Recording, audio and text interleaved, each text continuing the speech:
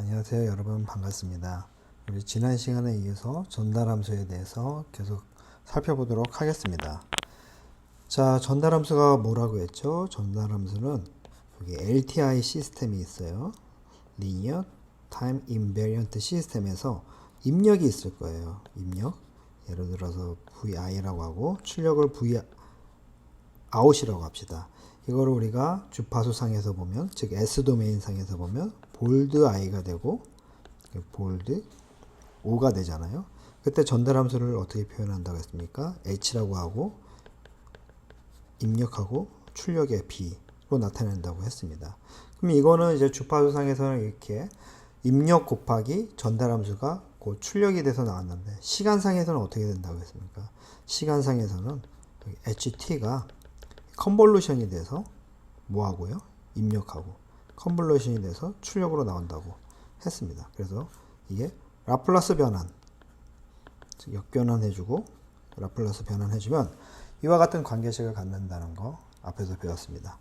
자, 그럼 우리 전달함수를 좀 더 이제 구체적으로 한번 살펴보면, 입력 그 다음에 출력의 비율이잖아요. 이걸 보면 또 뭐하고 비슷합니까? 우리 앞에서 배웠잖아요. 여러분 책에 6장에 있는 내용인데 거기 OPM프에서 배웠습니다. OPM프에서 배우면 뭘 배웠죠? 여기서 우리가 게인, 즉 이득이라는 걸 배웠어요. 이득이 뭡니까? 입력이 들어갔을 때 출력이 얼마큼 증폭돼서 나왔는지, 이걸 우리가 볼테지 게인이라고 해서, 아마 여러분이 증폭기 배웠을 때 이 내용을 다뤘던 거 기억하실 거라고 생각됩니다. 혹시 모르는 친구들이 있다면 여기 위에 카드에 있는 부분, 여기 강의를 다시 한번 듣고 리마인드 했으면 좋겠어요. 자, 그럼 입력이 들어가서 출력이 나오는 걸 게인이라고 하는데, 이걸 우리가 주파수상에서 보면 뭐가 되는 거죠? 전달함수가 되는 거잖아요. 전달함수. 즉 여기서 알 수 있는 게 뭐냐면, 증폭기의 입력과 출력의 비율이 바로 전달함수가 된다라는 거예요. 자, 그럼 증폭기는 크게 두 가지 경우가 있다고 했죠? 뭐가 있죠? 증폭기의 첫 번째 경우가 반전 증폭기. 그 다음에 또 생각나는 게 뭐죠? 비반전 증폭기. 두 가지 경우가 있고, 또 증폭기의 이상적인 특징이 뭐라고 했죠? 아이디어 램프의 첫 번째는 뭐죠? 플러스 마이너스, 즉 증폭기의 입력단 플러스 마이너스 이 노드의 전압값은 항상 같다. 그리고 뭐죠? 이 플러스 마이너스 입력단으로 흘러들어가는 전류는 0이다. 이 두 가지만 하면 여러분 증폭기 문제 다 풀 수 있습니다. 자, 그럼 우리 여기 증폭기의 전달함수, 즉 게인을 구해볼까요? 전달함수를 구해야 되니까 어떻게 해줘야 돼요? 먼저 전달함수를 구해라 하면 뭐를 해야 되죠? 그쵸. 주파수 변환을 먼저 해줘야 되죠. 주파수 변환을 해주면 이게 플러스 마이너스 저항은 그대로 오잖아요. 그리고 자, 이니셜 에너지가 0이라고 했어요. 전달함수 구할 때. 그러니까 이거는 SCF분의 1이 되겠죠. 그 다음에 여기 저항 그대로 R이 올 것이고, 여기는 출력 볼드 Vout, 입력 볼드 I, 이런 식으로 됩니다. 그리고 여기는 뭐죠? 그라운드 0이라고 한번 봅시다. 그리고 플러스 마이너스 플러스 마이너스. 자, 그러면 이거 여기 0V니까 여기 걸리는 거 얼마죠? 0V가 되는 거죠. 그럼 여기 흘러 들어가는 전류 I라고 하면 이 I는 어떻게 됩니까? VI 빼기 0의 R1이 되는 거죠. 요 I라는 게 이 전류가 어디로 갑니까? 요로 흘러 들어가고 요로 흘러 들어가서 나중에 여기 만나서 Vout로 나오게 되죠. 그러면 한번 봅시다. 여기가 지금 두 개로 나눠져 있는데, 이거는 저항이고 이건 리액턴스잖아요. 그럼 이거를 임피던스로 고쳐주면 이렇게 됩니다. SCF분의 1. 즉, 요 증폭기를 이렇게 그릴 수 있다는 거잖아요. 플러스 마이너스 R1. 자, 여기 이게 요게 됩니다. 임피던스. 그 다음에 Vout 0V V 입력. 그래서 Vout하고 V 입력의 이 비율, 이걸 이제 전달함수라고 하는데 뭐가 된다고 했습니까? 이게 무슨 증폭기입니까? 지금 반전 증폭기죠. 반전 증폭기는 R1분의 요거 임피던스 RF 여기 RF네요. RF. 피드백의 약자 RF. RF SCF분의 1이 된다라는 거예요. 이렇게 바로 수식이 튀어나올 수도 있고, 이게 헷갈리는 친구들은 아까 전에 여기가 I가 돼서 간다고 했죠. 여기 0V고 I가 이렇게 흘러 들어가니까 플러스 마이너스 방향이 되잖아요. 그럼 0V를 기준으로 해서 플러스 마이너스, 즉 RF SCF 임피던스 곱하기 I가 되는 게 여기가 어떤 노드? Vout이 된다 합니다. 즉 그럼 Vout은 어떻게 됩니까? Vout은 마이너스 RF SCF분의 1 I가 되고, I 값이 아까 전에 뭐라고 했습니까? 요거라고 했잖아요. 그래서 요거 그대로 갖고 오면 마이너스 R1분의 1 RF SCF분의 1 Vout이 된다고 했어요. 그래서 요거를 요쪽 변으로 넘겨주면 Vout 나누기 Vi는 마이너스 R1분의 1 RF SCF분의 1이 된다고 했습니다. 자, 그럼 이 값이나 우리가 바로 앞에서 배웠던 거 반전증폭기의 개인 구하는 요 값이나 어떻습니까? 똑같잖아요. 그쵸? 이거를 풀어주면 전달함수, 자, 입력, 출력, R1, RF, 1 나누기 RF, CF가 되는 것이고요. S 더하기 1 나누기 RF, CF. 이런 식으로 표현이 가능하다라는 겁니다. 즉, 증폭기를 우리가 주파수상으로 변환하고 거기서 출력하고 입력의 비를 구하면 이게 뭐냐? 즉, 전달함수가 된다는 거예요. 증폭기의 전달함수는 뭡니까? 게인이다. 자, 우리가 뒤에 보데플랫에서는 그럼 이 증폭기가 주파수상에서 어떤 특성을 갖는지를 그림으로 배우게 됩니다. 근데 여기 이번 시간에서는 여러분은 어떻게 우리가 게인을 구하는지, 즉 전달함수를 구하는지만 알아두시면 됩니다. 자, 그럼 우리 다른 거 한번 볼까요? 자, 이것도 뭡니까? 먼저 어떤 타입이죠? 반전증폭기죠. 근데 앞에서 요거 이 반전증폭기하고의 차이가 뭡니까? 여기 피드백 캐패시터가 이게 욜로 입력단으로 옮겨졌다는 거예요. 그럼 이거 한번 풀어볼까요? 자, 요거 우리 병렬로 있는 거 뭡니까? 임피던스로 표현할 수 있잖아요. 이렇게. 그리고 여기 마이너스 플러스가 되는 거잖아요.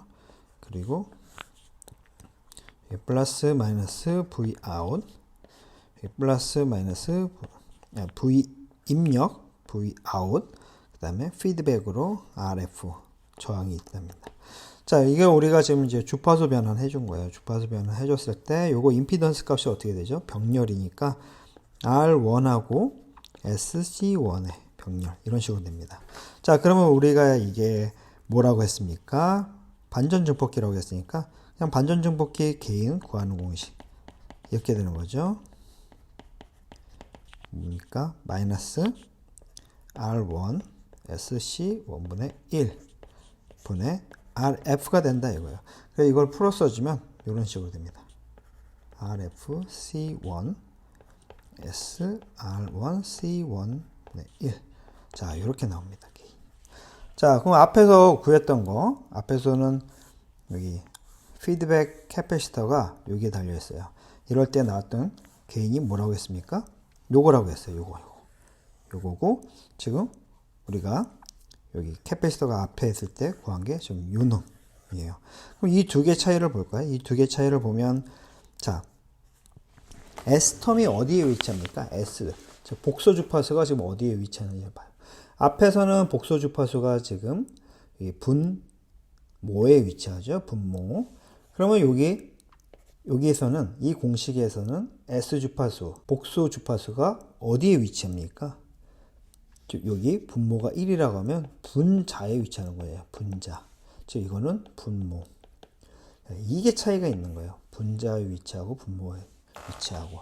자, 그러면 우리가 여기서 확장된 개념으로 폴과 제로라는 게 무엇인지 한번 배워보도록 합시다. 자, 우리가 지금 하고 있는 게 전달함수잖아요. 전달함수를 나타내면 이런 식으로 나타낼 수가 있어요. 왜냐면 입력하고 출력, 즉 출력 나누기 입력이기 때문에 이걸 우리가 S 파라미터로 정리를 해주면 이런 식으로 아마 표현이 가능할 겁니다. 자, 인수분해를 해줘갖고, 그쵸? 그 다음에 분모가 있으면 분자에도 어떤 식이 있겠죠? 그걸 상수를 k라고 하고 s 더하기 b1, s 더하기 b2 쫙 가서 s 더하기 bn 이런 식으로 있어요. 이거는 우리가 뭐냐 하면 부분분수, 즉 s 더하기 a1의 뭐 k1, s 더하기 a2의 k2 이런 식으로 라플라스 역변환 하기 전에 해줘야 되는 게 우리가 부분분수로 나눠주는 거잖아요. 그 부분분수 하기 직전에 공식이에요. 즉 인수분해를 다 해주는 공식이에요. 이렇게 부분분수로 바꿔주기 위해서 우리가 인수분해를 해줬는데 여기서 우리가 추측할 수 있는 게 이 분모를 0으로 만드는 S값이 있을 수 있고요. 이 분자를 0으로 만드는 S값이 존재할 수 있다는 거. 그쵸? 분모를 0으로 만들고 분자를 0으로 만드는 어떤 X값이 존재할 거예요. 자, 그럼 먼저 1번 분모를 0으로 만드는 S값. 이걸 우리가 뭐라고 부르느냐? 폴. 극점이라고 부릅니다. 극점. 한국말로는, 영어로는 폴이라고 합니다. 극점. 자, 그럼 여기서 극점이 뭐가 되겠습니까? 극점은 S는 자, SP1이라고 하고, 이거는 마이너스 A1이 되는 것이고, 그 다음에 마이너스 A2가 되는 것이고, 쭉 가서 마이너스 AN까지 이것들이 우리가 극점이라고 합니다. 극점. 자, 그럼 두 번째로 분자를 0으로 만드는 S값이 또 존재할 수 있잖아요. 요거 위에 부분을. 그걸 우리가 뭐라고 부르냐? 제로라고 합니다. 제로. 즉 제로점, 0점. 한국말로 0점이라고 합니다. 제로. 그러면 이거 제로로 만드는 S값을 한번 볼까요? SZ1이라고 하고 이거를 마이너스 B1, 마이너스 B2 이거는 SZ2가 되는 거죠. SZ 극점은 3개면 마이너스 B3. 제로가 몇 개가 있습니까? 즉 0점이 여기서는 n개가 존재합니다. 왜냐면 B의 n이니까. 위에서 극점은 또 몇 개 존재하니까 n개가 존재한다는 거예요. 자, 이 극점하고 0점의 역할은 나중에 구체적으로 배울 건데 특히 이 극점이 중요한 개념이에요. 이 시스템의 스테빌리티, 즉 안전성을 나타내는 거기 때문에 이 극점이 무엇인지 여러분 알아두시면 좋습니다. 즉 극점이라는 것은 분모를 0으로 만드는 S값, 즉 해라는 거고 0점은 뭐냐? 제로라는 거는 분자를 0으로 만드는 해, 즉 S값이라는 겁니다. 그래서 이거를 보면 우리가 앞에서 구한 요 트랜스퍼 펑션, 즉 전달함수는 뭐가 존재합니까? 여기서는 즉 극점이 존재하는 거죠. 극점. 왜냐하면 이 분자를 0으로 만드는 건 없잖아요. 이건 그렇죠. 0으로 만드는 건 없어. 항상 상수기 때문에 0으로 만들 수가 없어. 이 분모만 0으로 만들 수가 있어. S가 뭐일 때? 마이너스 RF, CF일 때. 즉 요거는 뭐냐면 극점이 존재한다. 즉 이 트랜스퍼 펑션은 극점이 한 개 존재한다 라고 우리가 얘기할 수 있다는 거예요. 그럼 이거 봅시다. 이거는 요거 분모를 0으로 만들 수가 있습니까? 1이니까 0으로 만들 수가 없으니까 극점은 존재하지 않고, 자 그럼 위에 분자를 0으로 만들 수가 있나요? 0으로 만들 수 있죠. 즉 S가 마이너스 R1 C1분의 1일 때, 즉 여기서 얘기할 수 있는 거는 0점이 존재해. 몇 개? 한 개. 0점이 한 개 존재한다 라고 우리가 이야기할 수 있는 겁니다. 자, 그러면 우리 계속해서 이 문제 한번 풀어볼까요? 이거는 지금 어떤 타입입니까? 캐스케이드죠. 증폭기가 여기 하나, 두 개 나니까 2단 증폭기, 즉 캐스케이드 타입이에요. 그러면 우리가 어떻게 구해야 됩니까? 트랜스퍼 펑션이요. 요거하고 요거 V1 트랜스퍼 펑션 이렇게 구하는 거죠. 즉 체인 룰을 사용하는 겁니다. 곱하기 V1하고 뭡니까? 출력 Vout. 그러면 지워지고 지워지니까 결과적으로 V 입력 V 출력 나와서 이게 전달함수 S가 된다라는 겁니다. 자, 그러면 먼저 뭘 해줘야 되는 거죠? 전달함수를 구해야 되니까 주파수 영역으로 변환을 해줘야 되죠. 변환해주기 위해서 보면 요게 뭐죠? 임피던스가 되는 거죠. 임피던스. 그래서 이거를 우리가 해주면 자 이런 식으로 해줄 수가 있습니다. 임피던스로 해주고 이렇게 마이너스 플러스.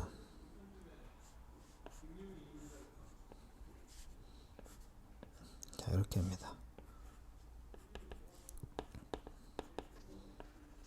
V 입력 이게 되는 것이고요. 여기는 V1이 되는 거죠. 그럼 이때 임피던스는 어떻게 됩니까?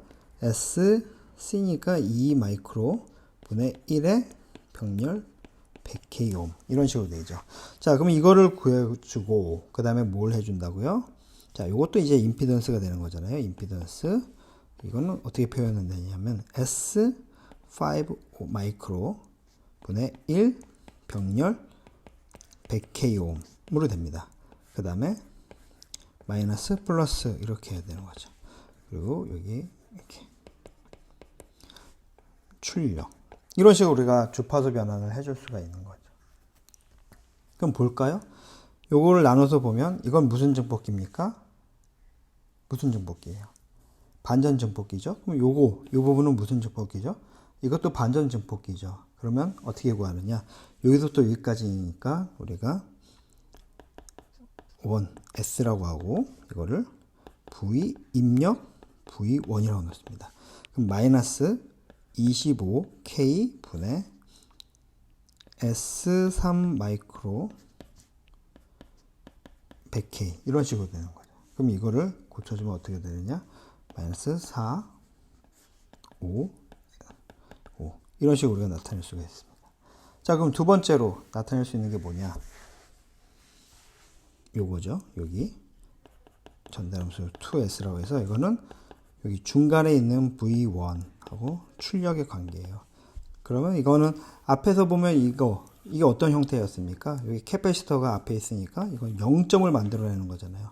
요거는 극점을 만들어내는 거. 그래서 극점을 만들었기 때문에 분모 S가 마이너스 5 이 극점을 갖게 되는데 이 구조는 지금 0점을 갖는 구조니까 우리가 해주면 자 마이너스 S5 마이크로 분의 1 100K 분의 100K 이런 식으로 나타낼 수 있습니다.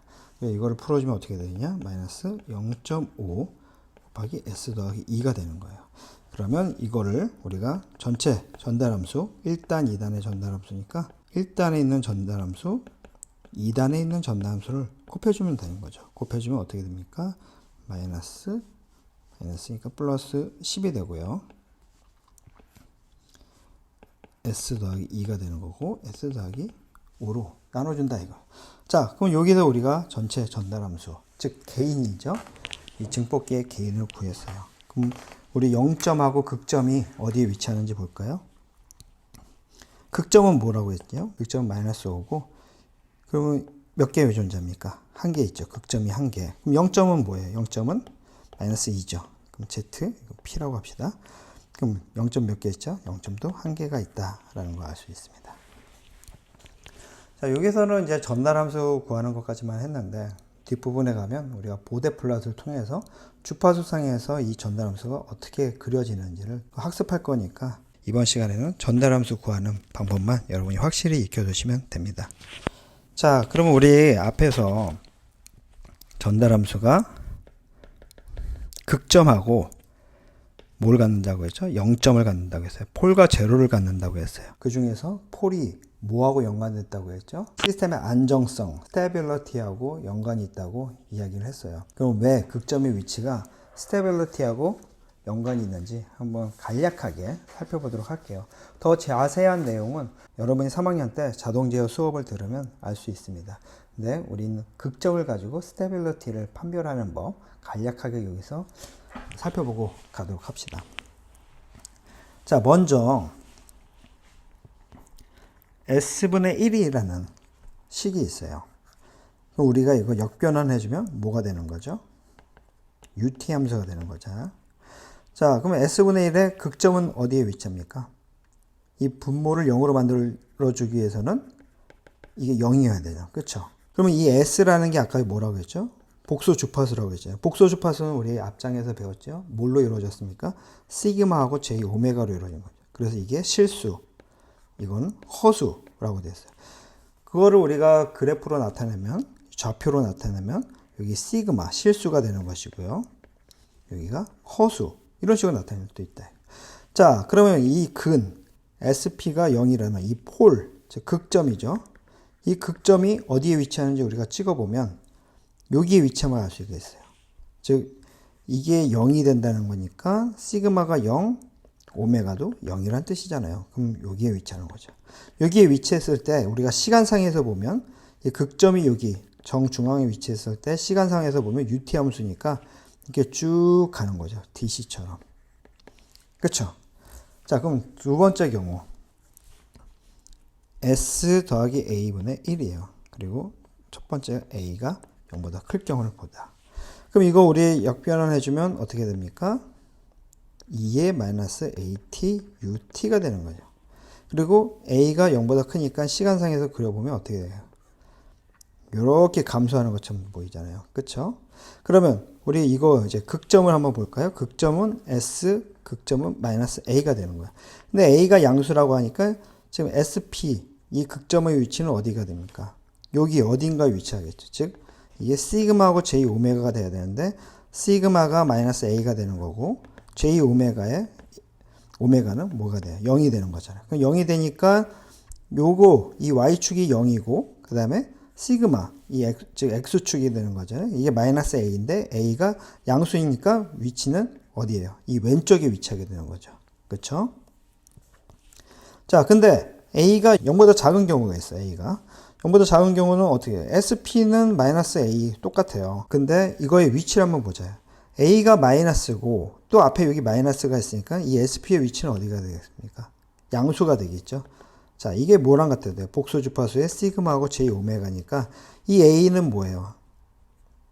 실수잖아요. 그러면 시그마가 마이너스 a가 되는 거고 오메가는 0이 되니까 아마 여기 축에 위치할 거예요. 그리고 이게 0보다 작아서 a가 0보다 작은데 마이너스가 또 앞에 있어. 그러면 요게 전체적으로 어떻게 돼요? 양수가 되는 거죠. 양수. 그럼 여기 어딘가에 위치한다 이거예요. 그럼 여기 위치했을 때 이 경우 a가 0보다 작을 경우에 그래프를 시간상에서 그래프 즉 요거를 그려보면 어떻게 됩니까? 자, 2의 마이너스 AT인데 a가 뭐야? 음수고 요게 음수고 하니까 양수가 되니까 이게 이렇게 된다 이거예요. 이런 식으로 이렇게 올라가는 걸로 된다. 자, 우리가 지금 여기 이 세 가지 경우를 봤는데 이 세 가지 경우가 이렇게 표현이 됐습니다. 이렇게. 그래서 극점이 여기에 위치하는 경우와 극점이 오른쪽에 위치하는 경우, 그 다음에 정중앙, 0, 즉 여기 이 좌표상의 가운데, 즉 0, 0에 위치하는 경우를 봤는데 이 0, 0에 위치하면 이건 DC처럼 표현이 되는 거고 여기 왼쪽에 위치하면 이게 익스포넨셜 함수가 이렇게 감소하는 거고 그리고 오른쪽에 위치하면 익스포넨셜 함수가 발산하는 거, 위로 증가하는 걸로 표현이 된다는 거야. 그럼 여기서 나타나는 게 뭐냐면 시간상으로 봤을 때 시간이 쭉 계속 흐르면 요거는 지금 극점이 왼쪽에 위치하는 경우는 이게 어떻게 되냐? 갈수록 줄어드는 거예요. 어떤 값에 수렴하도록 줄어드는 거고 이거는 뭐냐? 계속 발산해 나간다는 거예요. 자, 안정성 면에서 우리가 봤을 때 예를 들어서 한번 자동차를 타고 가는 경우 봅시다. 자동차를 타고 가는데 도로가 막 울퉁불퉁하다가 이렇게 평지가 나왔어. 그럼 여러분이 막 쿵쾅쿵쾅 거리다가 여기 평지에서부터는 차가 안정적으로 갈 거 아니에요. 그렇죠? 그리고 아니면 이렇게 가다가 여기 점점 도로가 이렇게 계속 울퉁불퉁 거려. 그러면 여러분은 어느 도로에서 안정적인 걸 느끼겠어요? 초반에는 좀 흔들려도 시간이 쭉 갈수록 어느 평지를 달리는 게 여러분이 더 심리적으로 안정성을 느낄 수 있잖아요. 안전하잖아요. 그렇죠? 근데 요거 같은 경우는 어떻게 해요? 이게 갈수록 더 울퉁불퉁해. 도로가 불안하잖아요. 그렇죠? 마찬가지예요. 시간이 갈수록 이게 어느 점에 이렇게 수렴해서 쭉 감소하는 거. 이게 더 안정적이다 이거죠. 뭐에 비해서? 요거에 비해서. 이거는 시간이 갈수록 어때요? 점점 커가는 거잖아요. 어디에 수렴이 되는 게 좋은데 수렴이 안 되고 계속 발산을 하고 있는 거예요. 그래서 안정성 면에서는 요게 더 좋구나 라는 거예요. 요게. 그럼 여기서 추측할 수 있는 게 뭐냐면 극점이라는 게 즉 왼쪽에 위치할 때 이렇게 수렴이 되는구나. 그리고 이게 안정성이 좋다라는 거야. 극점이 어디에? 좌편면. 여기 실수하고 이 허수의 이 좌표에 이 왼쪽에 위치할 때 시스템은 스테이블하다 라고 우리가 얘기할 수 있다는 거예요. 왜냐? 어디에 수렴하기 때문에.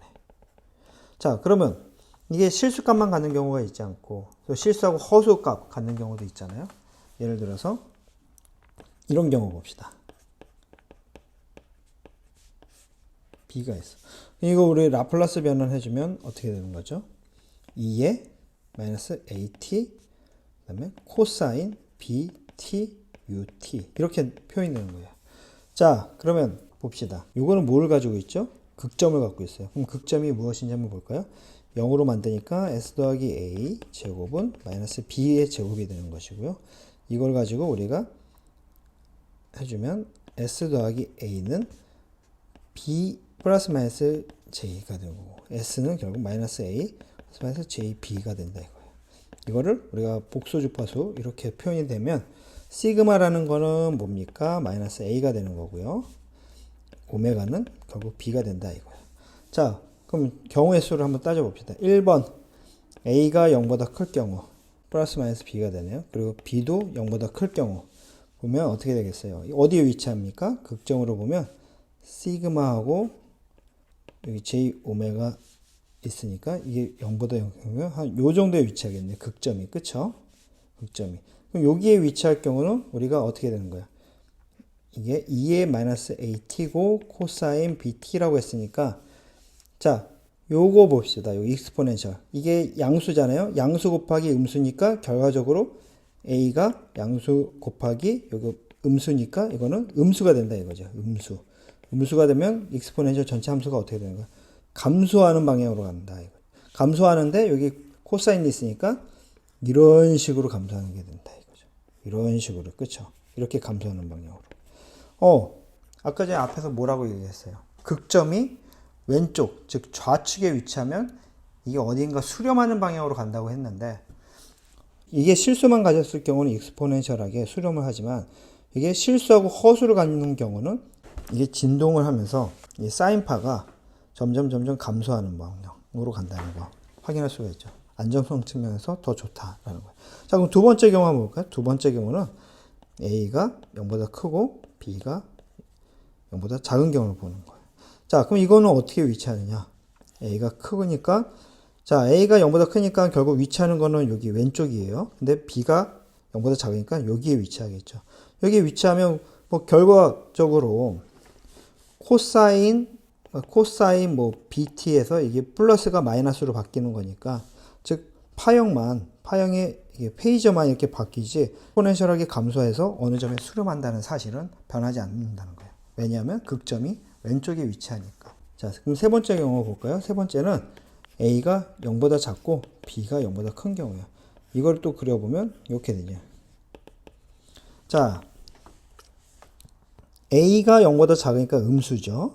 근데 이것도 여기 앞에 음수가 있죠. 음수 곱하기 음수는 양수가 되니까 여기에 위치할 거야, 여기. 그리고 b가 0보다 크니까 아까 b가 요거라고 했죠. b가 0보다 크니까 요거가 된다 이거죠. 여기에 위치하고 여기.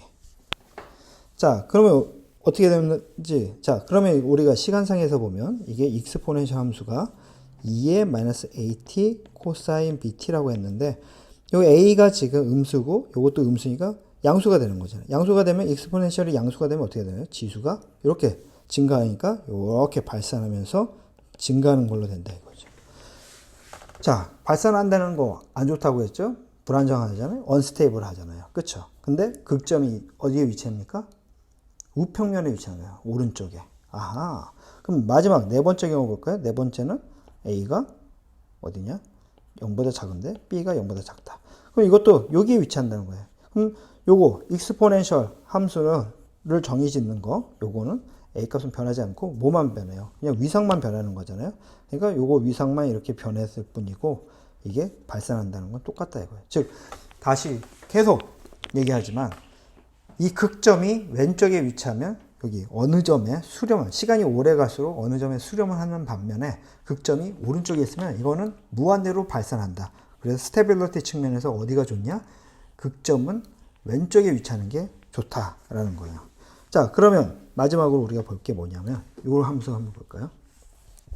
A가 0인 경우야. 자, A가 0. 그리고 B가 0보다 큰 경우. 그럼 이거 위치가 어떻게 됩니까? 위치가 여기 하고 여기니까 여기에 위치하겠죠. 여기. 극점이. A가 0이잖아요. A가 0이니까 요거 지금 실수 측면이 0이 되는 거니까 요거 허수 측면, 즉 허수값만 갖는 거야. 극점이 허수에만 있어. 실수에는 없고. 그럼 이 경우 우리가 해주면 어떻게 됩니까? 요 함수에서 A가 0이니까 코사인 BT가 되는 거예요. 코사인 BT면 뭐예요? 그냥 코사인 함수니까 계속 이렇게 가는 거죠. 이렇게 일정하게. 그리고 여섯 번째 경우는 A가 0이고 B가 0보다 작은 경우, 즉 여기에 위치하는 경우 어떻게 해요? 위삼각만 바뀌고 이렇게 계속한다 이거죠. 즉 발산도 하지 않고 수렴도 하지 않고 그냥 쭉 우리가 알고 있는 일반적인 사인파 형태로 간다 이겁니다. 그래서 이거를 정리한 그래프가 바로 요거예요. 여기서 보면 극점이 여기 위치할 때, 왼쪽에 위치할 때는 다 이런 식으로 수렴한다. 시간이 오래 갈수록. 그리고 극점이 오른쪽에 위치할 경우는 이게 발산한다. 파형들이. 그리고 극점이 허수축에 위치하는 경우는 자, 여기 0에 위치하기. 즉 시그마도 0, 오메가도 0인 경우는 DC 값을 갖게 되고 극점이 Y축에만 존재하는 경우는 우리가 알고 있는 사인파를 갖는다라는 겁니다. 즉 익스포넨셜 성분이 없다는 이야기예요. 그러면 스테빌리티 측면에서 어디가 좋느냐? 즉 어딘가 수렴하는 이 파형들이 더 안정적이다. 우리가 딱 봤을 때도 시간이 갈수록 안정적인 게 좋잖아요. 어딘가 수렴해서. 그게 의미하는 바가 뭐냐? 극점이 왼쪽, 즉 좌평면에 위치하면 우리가 스테빌리티를 만족한다. 극점이 왼쪽에 위치하면 시스템이 스테이블하다. 시스템이 안정적이다. 라고 얘기할 수 있는 겁니다. 그래서 여러분이 3학년 때 자동 제어 시간에 되면 다양한 스테빌리티 검사하는 방법을 배우는데 이 극점을 가지고 검사하는 게 가장 기초적인 방법이고 여러분이 2학년 때 소화할 수 있는 내용입니다. 자, 그럼 우리 오늘 여기까지 하고요. 다음 시간에 보데플랫을 배우도록 하겠습니다. 자, 수고하셨습니다.